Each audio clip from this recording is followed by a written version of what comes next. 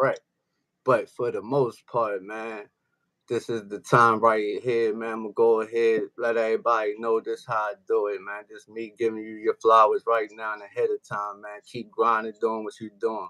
But for the most part, man, floor all yours, man. Let the people know who you are and where you coming from. No, I appreciate it, Jay. My name is Mikey P. Right now, I am residing in Kansas City, Missouri. I've been all around the country, but my place of origin is Bridgeport, Connecticut. I'm a lot of things, man. I'm a visionary and I'm an asset, and I'm somebody that just wants to see others win in the world. As far as what I do day to day, I'm a hip hop artist, podcast host with the We Outside Livecast. We have a family business, couple of them actually. We run Why Not, which is a custom hardwood furniture company. We are real estate investment consultants for the past 7 years that we've done in the past as well. Still doing that. And, I've been lucky enough recently to join the Put the Guns Down the World Epidemic movement, which is a Right. movement and film and documentary that's been brought to us by Terry C. Carney. Suave has hooked me up with that, executive produced by Ice-T, and has a lot of OGs as part of the cast members, like Cocaine, Spice One, OG Chili Chill from the Lynch Mob, Miss Toy. Shout out to Miss Toy and the lovely radio show. A lot of people, man. I literally just want three things in life. I want to take care of my family. I want to be an asset to others, and I want to make music, bro. That's it. That's all I want in this life. I like the sound of that, man. Those three good values to live by. But for the most part, though, right, we going to dip into right on the mental health side of the things, right? Yes, sir. So with your music, how you feel that, you know what I'm saying, you cope or other people cope with it? I think done the right way, it could be the therapy that we really can't get from a therapist. I've been to therapy before, and it's helped me, but to only to an extent. And a prime example would be, my alcoholism. My name is Mikey P, and I'm an alcoholic. I'll be 4 years clean and sober in October. And Right, right, I immediately, because I come from a family of addicts. That's just a fact. It's in my DNA. And immediately, I immediately stopped drinking. The day that I had the conversation with wifey P, it was literally my family or booze, and I chose family. But I immediately needed something to replace it, and that was music. I've been around hip hop my entire life. As soon as I heard Das Effects, They Want Effects when I was like 10 years old, I knew at some point in life I wanted to be a rapper.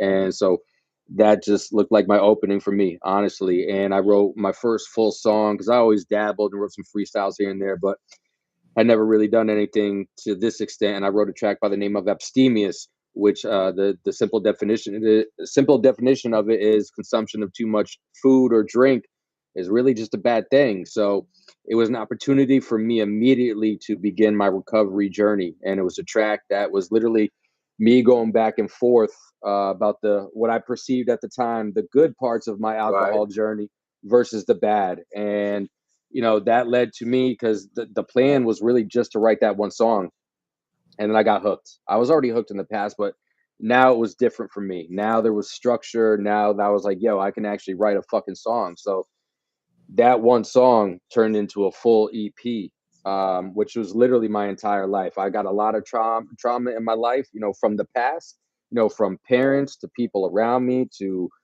drugs, in addition to alcohol, to being used and abused in the corporate world where I spent like 20 years.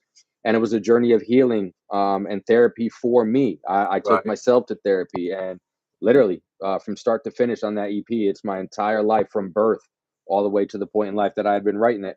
And I continue doing that. Right now I'm on a 100 track challenge where I took 100 tracks from 1990 to 2005, the golden era. And Yeah, I was definitely checking that out, man. I was definitely checking that out. I appreciate it. And I just use that because I already have an EP planned for the fall. I was using this as a purge, if you will, right? Like Right. anything that I had on my mind that I ever in life wanted to maybe speak about or talk on, I used it in addition to saluting all the OGs and pioneers that came before me and who I learned from growing up. So it was a double entendre, pun intended, when it comes to rhyming, because it was very much a salute, but it was a purge, so I could start with a blank slate. For this new EP called A Villain Story. coming up, which has a story in and of itself, bro. So I very much think it's therapeutic for people. It's been therapeutic for me. But I will say this: the only way it's going to be true therapy for myself or anybody that's using music as a healing mechanism, you've got to be real with yourself, and it's got to be fully authentic. If it Right, doesn't have right. those two things, you're not going to get everything out of it, in my opinion, for what it's worth. So what makes you right when you said the '90s, right, the golden era? I seen a lot of the people who where you remix it and did your own thing, right? Yes, sir. So out of them artists, what made you gravitate towards them? It was a couple things. Some of it was my favorite some of my favorite tracks just growing up that really spoke to me. I grew up on West Coast hip hop. That's where I was first introduced to hip hop. Early Right, '90s primarily. When NWA was coming out, Dr. Dre, Snoop, Death Row was obviously very big at that point in time. So it was a little bit of that. I had some family, friends, and fans also shoot me any thoughts or ideas that they wanted to hear me on. But most intently, I wanted to make sure that I went to every region in the country, literally every, because I'm originally from the Northeast, Bridgeport, Connecticut. As the crow mm-hmm. flies, is about 35, 40 miles from New York City, birthplace of hip hop, Bronx, Sedgwick Ave. So, just by region, I'm boom bap. But again, growing up with hip hop in the beginning, um, I wanted to take the two coasts and meet in the middle. So I've hit everywhere from Atlanta. Matter of fact, I did Outcast, Rosa Parks today, Right, number 56. I did Ja Rule today. So I wanted to make sure that I went everywhere and paid homage to every single region that is known to hip hop. I hit Sacramento with X Rateds with a mask on. I hit Richie Rich out in the Bay with um, Let's Ride. I went up to Detroit, did a couple Eminem tracks. I did some other tracks. I went to Chicago. So I wanted to make sure that I touched everything because it was a very big opportunity for me to really have an understanding of as I'm continuing my music journey and really finding my sound over this last year. right. It's been a real opportunity for me going forward to know what I like, what I sound the best on to me, because it's this journey's for me. I just choose to share it with people. That's what it comes down to, right? True. So I wanted to make it was a couple different reasons why I ended up choosing everybody. But I will say this: definitely a majority of it was West Coast because that's where I was introduced to, and that's always gonna be my number one love. I like on the first single I ever put out, it was called Letter to the West, and the very last bar was forever East Coast, but my heart the West gets it. And that was Mm-hmm. true because that's where my journey with hip hop started, was the West Coast. So I out of starting your journey, you know what I'm saying, you really felt the West Coast. But we going I want to go into a story. Give us a story of you having to go why you took you already told us why, you know what I'm saying? But what was the actual cause and the effect? You know what I'm saying? Put the bottle down. It really comes down to, I thought I had in the past, I had some really good opportunities, that alcohol had given me. And I'd flown back from Connecticut. I was living in Colorado at the time. And, leaving, I think I was leaving out of LaGuardia. And, before I even hopped on the plane, of course, I was in the airport bar, slapping down some drinks. Got on the plane, slapping some drinks. I was getting picked up. I was supposed to get picked up by my wife when I came in that Friday night, and then my father and my brother actually picked me up. And like I was so twisted at that point. Like our daughter was young enough where she still had the child booster seat in the back. I Mm. sat in that motherfucker the whole way home from the airport all the way up to northern Denver. Right. And so of course I went home and I kept on drinking because I was already feeling good. So let's ride the wave, man. And the next morning, big love to my wife and a big respect for her because I know this was a very challenging conversation for her to have with me.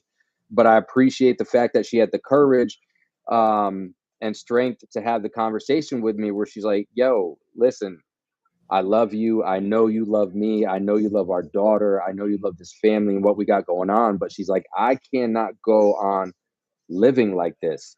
And it Mm, wasn't necessarily an ultimatum per se, but I took it. What I heard, I guess you could say, was an right. ultimatum. That was me speaking to myself saying, yo, bro, listen, man, you got to stop or you're going to lose your fucking family. Um, and so that's really what it was. Like, I gave myself that choice. I see in the future losing my family and everything that I've built to this point, or I can just stop drinking. And All literally right. that day, So I never had a drink after that day, bro. all right. So since you did that, right? So this gonna be the time right here where you do your little shout out and give all the blessings. You know what I'm saying? To you know what I'm saying? The ones that you feel closest to you and your supporters and all that good stuff. No, I appreciate it. My family, and I live by a saying, blood makes you related, loyalty is family. I don't speak to one of my blood related relatives, because they are a family of, as I already said, addicts. They are selfish individuals, and unfortunately, fortunately, I guess you could say, um, I'm better off without them in my life. So, like, a lot of family, which is, I keep few and far between with me. Ultimately, there's not a lot of them. So I want to shout out my wife. I want to shout out my brother-in-law. I want to shout out the Put the Guns Down team. Terry, Swab, everybody that just embraces me and accepts me for who I am. That's really what it comes down to. I just want to be around people who want the same foundational things that I want in life as well. All right, so bet. So this gonna be the time, right? You go ahead, let everybody know who you are and where they can follow you, and know what I'm saying, where they can hear your music at. Nah, I appreciate that, Jay. So my EP that I mentioned earlier, it's under my old moniker. I buried that old moniker by the name of Wonder Mike without the E in Wonder. You could stream my Full Circle EP on all DSPs. Half of that EP is actually sitting right on my YouTube channel right now. So anybody tapping in, we salute you for tapping in. I'm just Mikey P is my YouTube. You can go spin the EP there. And right now, I've got 38 of the 100 track Salute loaded up there. I got another, like I said, I'm up to 59 recorded now, so I got 21 more left to go. But it's releasing 100 tracks in 100 days, so I got till September 8th to record Right, and release right. another 41, which I'm gonna do it. So all 100 will be up then. But right now there's 38 up there, another 21 coming, and the rest will be out by September 28th. Big facts, man. Glad you on your grind, man, and taking that challenge, man. But for the Appreciate most that. part, right? We gonna go to the comments and see what the comments say. So if anybody in the comments, right, y'all got any questions for this good brother right here relating to anything, you know what I'm saying, that we had talked about, No questions off limit. heard, I will man. answer anything. Anything.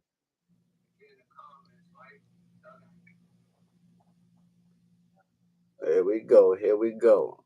See what we got going on. So in the meantime, in between time, we also going to keep the show going. Get a little bit of his music in the background. So we're going to get a little bit of thing going real quick.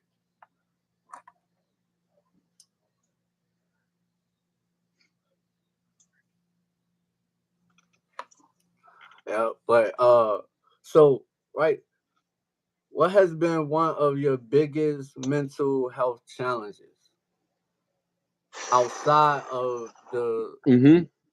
uh In the past, it's been seeking validation from others. Yeah, I'll use one person in particular.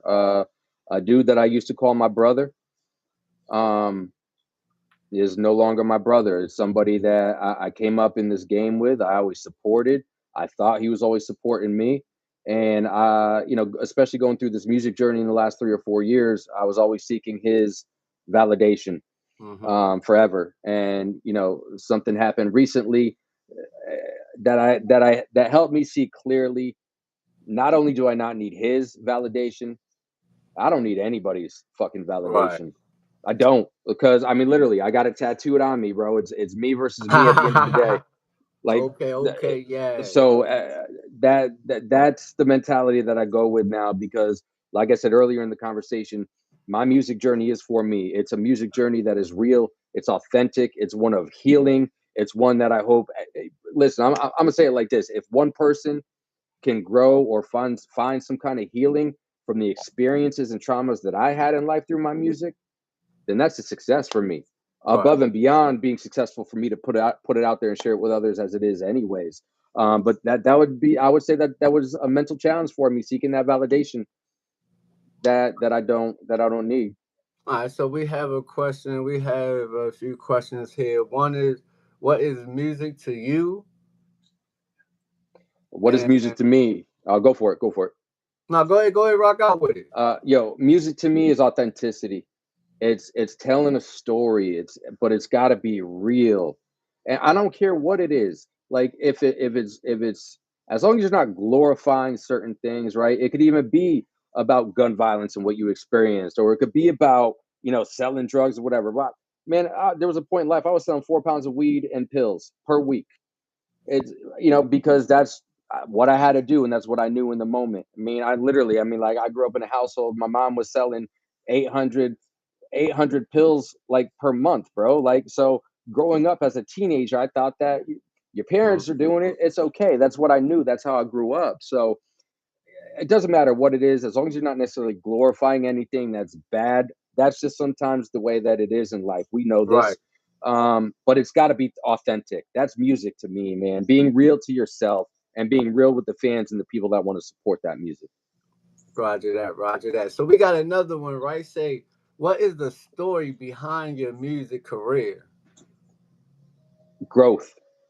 Growth and empowerment, and I'll explain it this way. The EP that I put out in November, that was me, myself, and I had a dope engineer. Shout out to my brother Van Verhoeven and B Norman's Productions out in Colorado. He helped me put that together, but nobody helped me produce it, right? Right. But then, funny enough, I went and bought literally as I was going to record the last bit of this EP, I was hopping on a plane out of Oklahoma City to go back to Colorado. And I've been following this dude, Jay Peasy, for a couple years. Jay Peasy, if y'all are not familiar, Jay Peasy is the producer that just produced every single one of Tech Nine's tracks on 5816 Forest Avenue. Right? Right. Tech's got 14 or 15 studio albums at this point. He's never had one producer do every single track Right. on a project. So I bought a beat from him, and not having experience in working with an actual producer in the past, I just recorded it. Sent it back to him. And he's like, "Nah, bro." He's like, "We can't do this. We can't do this." He explained why, but Right. then he said, because he's got 50% publishing rights on it, and I respect him as a human first and foremost. I very much respect him as a producer, right? True. True indeed. So I said, "Bro, understood." He goes, "But what I do want to do," he goes, "I want to help you. I want to produce you on this track." Right. I said, "Bro, like, even if I didn't want to, I would be stupid Not not to to, do because this dude has also worked with E40, it. Richie Rich, NBA Young Boy, Young Dolph. I'm like, you name it. I mean, this dude's a heavy hitter. So why So I not? said, yes, absolutely. And again, it was going to be a new experience for me because I had never worked with a producer before, especially somebody at this caliber. Right. Right. So it was a 2-month process to get one song done, because I'm not I'm not trained in any way musically. I didn't play any instrument growing up. I just had a love for hip hop and music as a whole. Hmm. So this going through this process was like learning to fucking walk again, right? And I remember that there was a point, because he was telling me to scat, like first he put me on, just write a conscious journal, to this Right. track. So just, for those of you that aren't familiar, just put the beat on and let your mind just flow. Write sentences, write a word, write phrases, and just keep writing. Right. So then he's like, well, let's scat. Let's try to find what the hook is going to be first and foremost, which that was new to me. I always just wrote my lyrics, and then I built the hook after the fact. And there was one point, we had been working a couple weeks at this point, and I sent something to him because we were talking on a daily, honestly, just Right. back and forth with notes and conversations and whatnot. I sent him something. Now, mind you, for a little bit of context, he had heard some of my shit that I already done. He heard Letter to the West, which is my first single. And he gave me praise. He was like, yo, bro, this shit is dope. I love the delivery. I love what you're saying there. But I sent him this rendition of what I was doing. And yo, he went in on me, bro. He went in on me. He went in on me so hard. He humbled the fuck out of me, which I would do it again. But I didn't talk to him for 3 days, bro. We were talking daily. I did not call him or text him for 3 days, but I needed that. I needed that. And like a week or so later, the growth that I got of going through this, getting beat up for 2 months, to hear him say, bro, now you got a fucking hit, that in and of itself made it worth it. And that was what I needed to hear, to be like, again, not to be validated. Right. You know, maybe at the time I needed to be validated. I don't need to be validated anymore because that's my choosing. But him saying that with the skill he has and who he's worked with, I was like, yo, this shit is real now. I can really fucking do this. And, you know, from there, would you say, go ahead. So would you say that's the moment that made you say, okay, this is where I'm supposed to be? 100%, bro. 100%. And then a couple months later, I had the pleasure and privilege of going to Strangeland here in Kansas City, Missouri. I was a guest of X-Rated. Got to meet Tech Nine. I hung out at Strangeland for like 3 days, and I got to take all that in. Man, I mean, just being able to watch X-Rated in the booth. Bro, I was writing him. I had my book with me. I was writing in my book every day at Strangeland. And that was kind of that almost ended up kind of being a catalyst of that next part of the growth, which ended up being the 100 track challenge, which really happened just by chance. I was talking with my brother Discreet, who's a producer out in the UK. Shout out to Discreet, by the way. He produced 7 of the 8 tracks on the EP, Full Circle. And he's got another couple placements on this one coming up, called A Villain Story. And I was joking with him. I was like, maybe I should write 3 tracks in one day. I'd never done that. I'd written 1 track in a day at most at this point in my career. And then I said something. I was like, yo, maybe I'll write 100 tracks in less than 30 days. I was joking. But then I'm a man of my word, even if that word is to myself. It came out. So now I had to do it because I said it. Now it was real life. So I wrote 100 fucking tracks in 26 days, technically 24 because I took off for Christmas Eve and Christmas Day so I could spend it with the family. But I was writing like a motherfucker, bro. Banged out 100 tracks in 24 days. And, you know, here we are now with 59 of them recorded under my belt because I didn't know what I was going to do with them after I wrote them. But, you know, in June, I decided I'm going to record them and I'm just going to put them out. And that's what I've been doing. How many tracks you think you possibly do, and once you get in the booth, once you actually get there? Shit, for today, for example, I banged out 4 tracks. I banged out 4 tracks in just a couple hours. I've done 10 tracks in a day as part of this process, which, you know, this process, you know, there's no production in it. It's real hip hop. What do I mean by that? It's a beat and it's bars, start to finish, one take, meaning obviously I got to make sure my cadence is down and my flow is down. But once I got that from start to finish, right. But even on a production side, I've recorded as many as 6 tracks in one day on a fully produced track. And that was when I did the full, finished up the Full Circle EP. I banged out 6 tracks on that last day of it when I was in Colorado. So like, I'm about to work, bro. Like when I'm in the booth, that's business to me. That's work to me. Like there's an intent and purpose. I'm not there to hang out with nobody. I'm not there to smoke blunts. Not to say I won't. You know, in my little breaks or something like that, but that's not what it's about. Like I'm there to put the fucking work in, bro, because that's, to me, that's what hip hop is. Hip hop is a culture. Hip hop is not something that you do, it's something that you fucking live.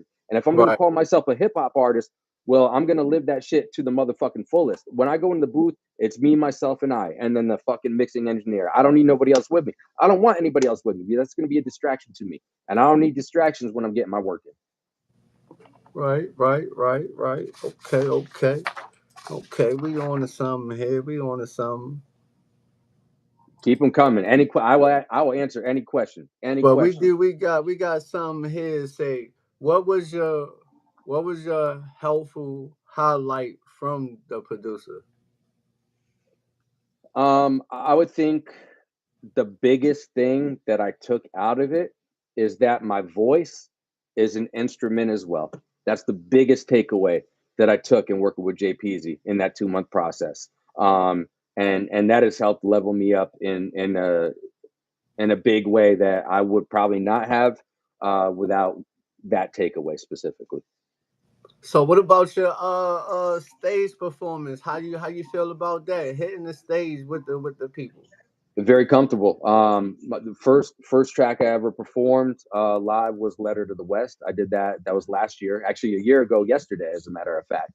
And it was, as everybody could probably tell, I'm non-melanated, right? I was, me and Wifey P were the only non-melanated people in the building, which does some people were like, "Oh my god!" But yeah, where I grew up in Bridgeport, Connecticut, that's normal to me. That's exactly the environment that I grew up in. So that didn't shake me in any way. I was in a building that had no running water.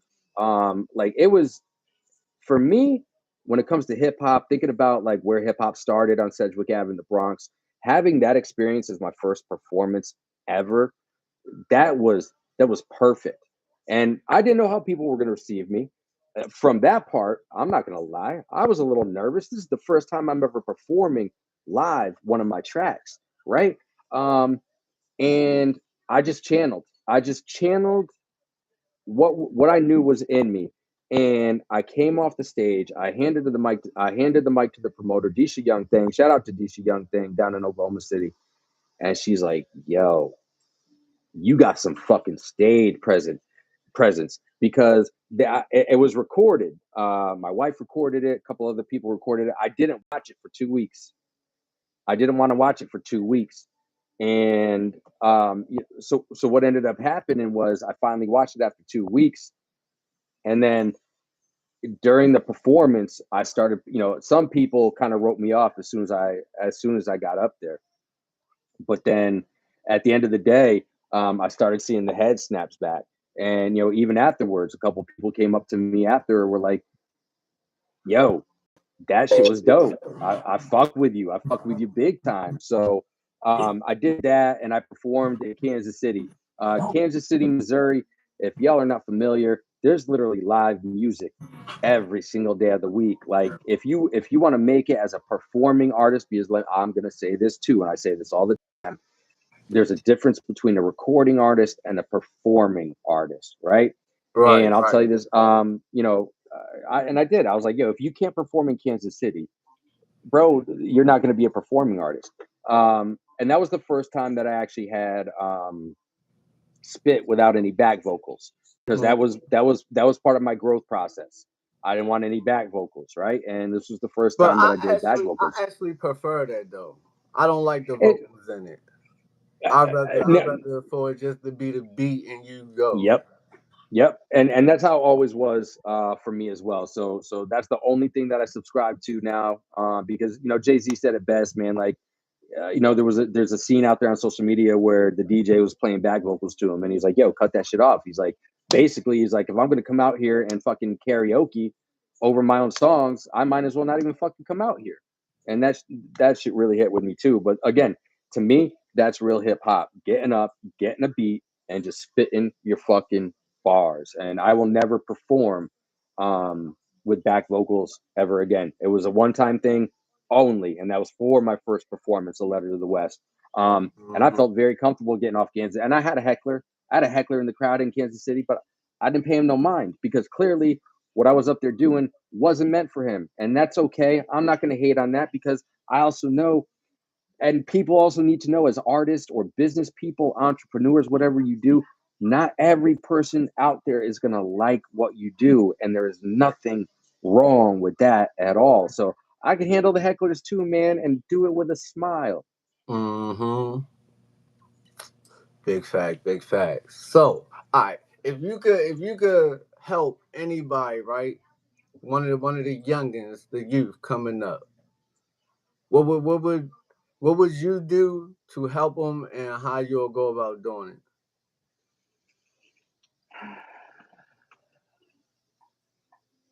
Just be there as a mentor. be there to support them on their journey. But most importantly, again, I talked about being real earlier in this conversation, being real with them, telling them what they need to hear, not what they want to hear. Right. But in addition to that, giving them those constructive criticisms, not beating them down, helping them grow.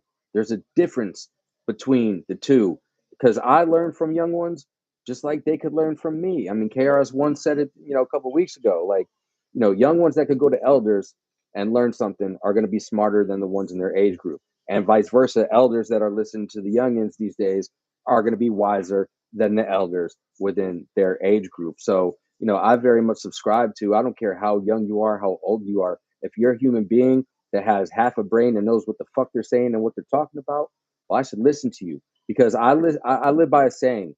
I'm not the smartest person in the world, but I am one of the most intelligent because I know how to utilize the resources around me. Anything that you do in life, it takes a team. That's a fact. Like unless you're playing tennis, and even then, in the sports world or golf, guess what they have? They have coaches. They're not coaching Mm-hmm. themselves. It's So always the team. be open to team and be open to criticism because that's the only way that if you're really choosing to grow, that's how you're going to grow by listening to other people around you that have done this shit before or at least something similar and foundationally right. So on building a team, so how did you come about building your team for your brand? um Authenticity and networking, that's really it. Connecting with people, whether it would be at events or knowing somebody through somebody, and just having human conversations because you're not you're not always gonna find somebody that you might want to, let me put it this way, somebody that you might want to work with might not be the right fit for you, Mm-hmm. but you don't know that until you start learning about them a little bit more in depth. For me, it's first as a human being. Who are you as a human? I don't care if you're the dopest rapper out here. If you're not a good human being, I, I don't want to fuck with you because part of my brand is being a good human being that's out here to help others and help others heal. You could be the dopest producer in the fucking Mm-hmm. world and have all these accolades. If you're Right. not a good human being, I don't want to work with you. I want to work with people that want to grow as a team, collectively, somebody that's still willing to want to learn something new. Because, listen, I don't care if you're 80 years old, there's still something new to learn, even at 81 years old. So if you're going to sit here as somebody and tell me that you know everything, that that's all I need to hear. I am not working with you because you think you know everything, which tells me you probably already have some kind of narcissistic traits, if not an outright narcissist. And there's nothing that I'm going to be able to tell you that's going to make you think otherwise. That's a waste of my time and that's a waste of my energy. So Mm-hmm. I'd rather go spend my time, which is very valuable because guess what, people? We do have only a limited amount of time in the physical on this earth. And I only want to work with people that want to continue to grow and continue to learn. And if people don't want to grow and learn, I want nothing to do with them. But if you want to grow and learn, I don't care who you are. We go. You could just be starting this, and I'll work with you.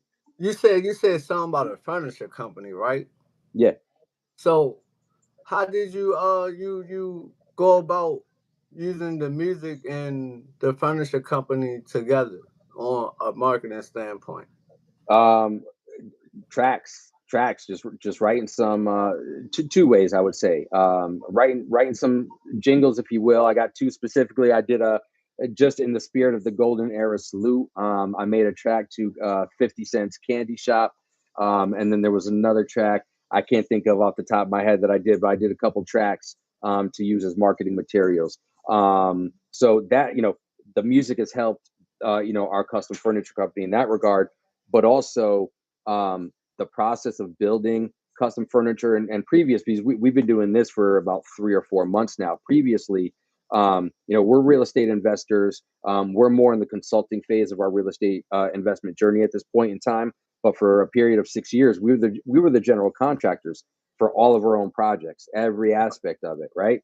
So the way, because I've been in sales pretty much my entire life, from all the way until when I left the corporate world, I was in some form of sales.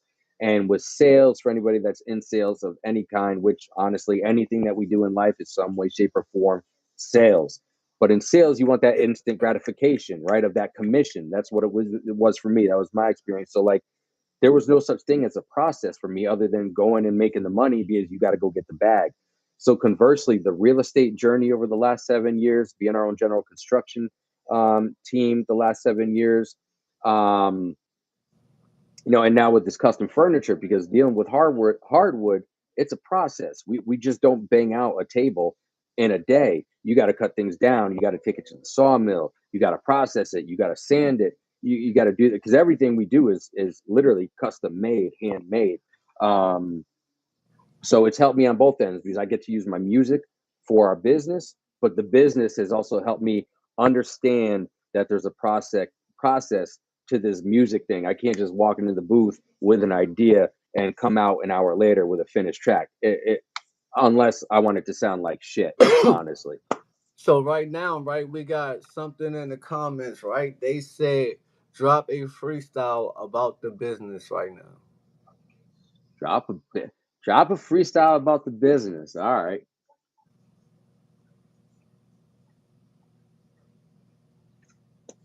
All right. The name is Why Not. We got the drops. We play with hard wood and we don't stop. You got to go get some. Yes, you got a cop. Y'all motherfuckers need to get that drop at Why Not KC on the Instagram. Mr. Mikey P is the man in your land. I'm the Wonder One once upon a time. You want any more? It's your time. Drop me a line. I'll spit that too. I can go all night if you want that too. 1, 2, 3. It's Mr. Mikey P. We're going off anytime if you want it from me. Okay. So he what's else going on in the comments? What we got? Okay, double back. I missed something. We said something about speaking of sports. What was your favorite football team? Favorite football team. I'm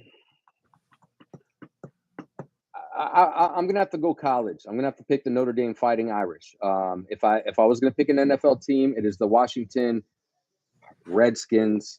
Um,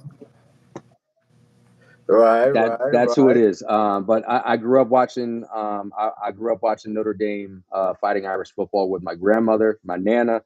She was very. I was very very close to her. She lived in our household until I was about 16 years old. So it's very nostalgic for me. So like, I'll put it this way: I watch a lot more and tap in a lot more to Notre Dame Fighting Irish than I do NFL these days. Roger that. So, all right. So, if you could change anything in this music industry right now, what would it be? God, how long do we have? Now I'll keep it short. I would get rid of the influencer era. I would get rid of. I would let me put it this way: there would need to be like some kind of apprenticeship that you would need to go through in order to call yourself a rapper. Because literally anybody these days can pick up a microphone, record a song, and call themselves a rapper. Sorry, I grew up in a different day and age, and it's not about being nostalgic. It's not about. It's just about. It's about the culture, man, and people coming out here and not respecting the culture, and that saddens me. It really, really does. So, like, whether you want to call it, you would need to have like a license for this shit.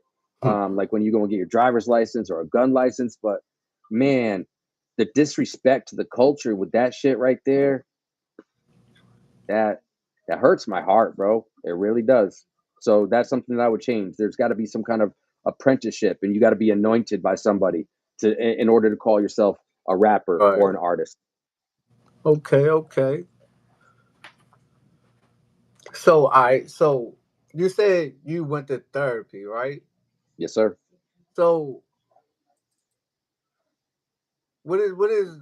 How do you feel that? Do you think therapy work or it don't? Like, what did you take from it? I think some pieces of it work, some pieces of it don't, to answer the first part of your question. And what I took from going to therapy was the importance of communication. Most importantly, the need for consistent communication, and that's in any relationship, whether it's with me, with my wife, me with my daughter, me with a business associate. Um, you have to be open and honest with your communication, first and foremost with yourself, because if you can't be open and honest and communicative with yourself when you need to have those self talks, how do you expect to be open and honest in the communicative process with somebody else?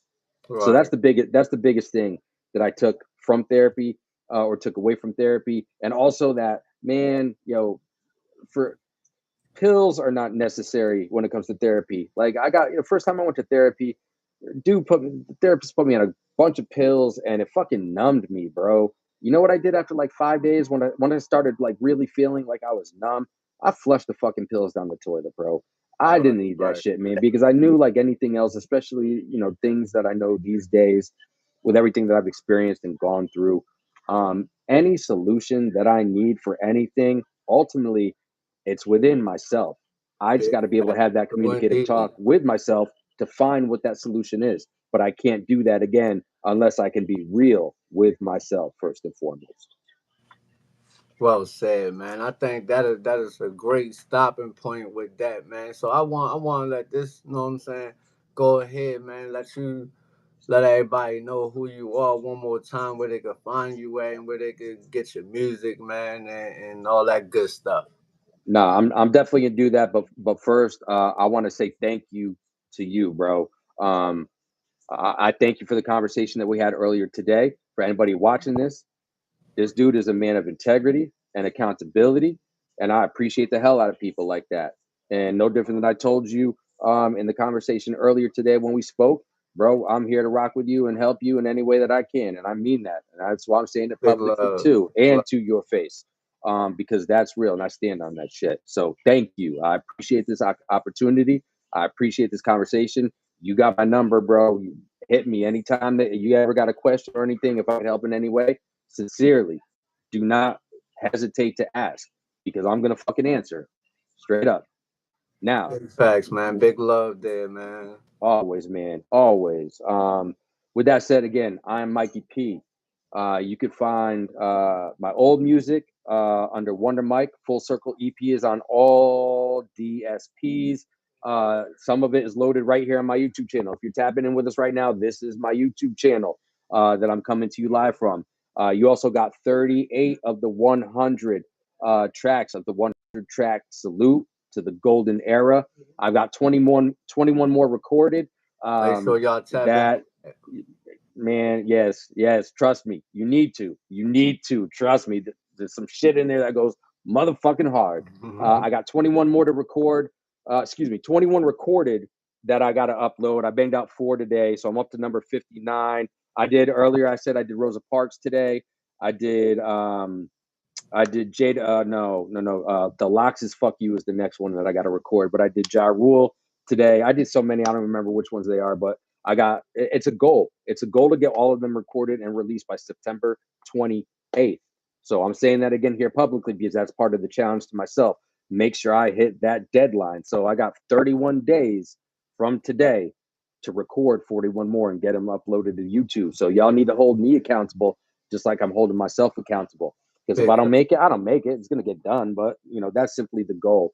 And right now I'm working on an EP by the name of A Villain's Story.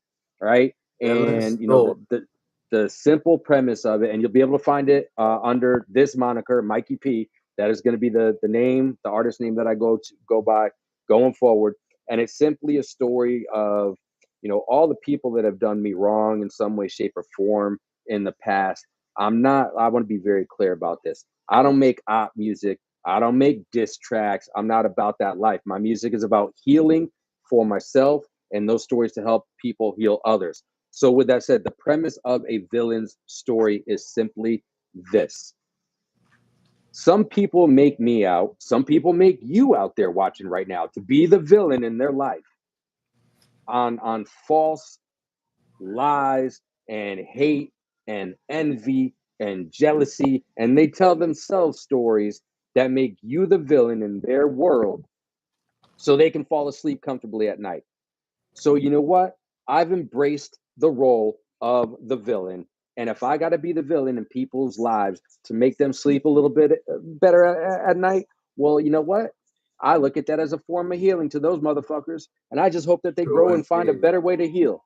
So that's what's coming out fall of 2025, a villain story. But yeah, the Golden Era Salute is exclusively available on YouTube. You can check me out, Mikey, the official Mikey P, on Instagram, on Facebook. I just restarted my TikTok page, which is based strictly on going against narcissists, because I've dealt with a lot of them in my life. So take that journey with me, because we are taking our power back, people. I'm just a real dude, no different than I said at the top of the conversation. I want 3 things in life, Jay. I want to take care of my family. I want to be an asset to others, and I want to make music in that order. If I have those 3 things in my life, I'm the richest motherfucker out here, and I could have $0 in my bank account, and I'm richer than 99% of the people out here. So, well said. That's me. Hey man, y'all heard of Southern Hospitality? Well, just a little North. It's your boy Fly High Jet, man. Thank you for stopping by, man. We out of here. Big love.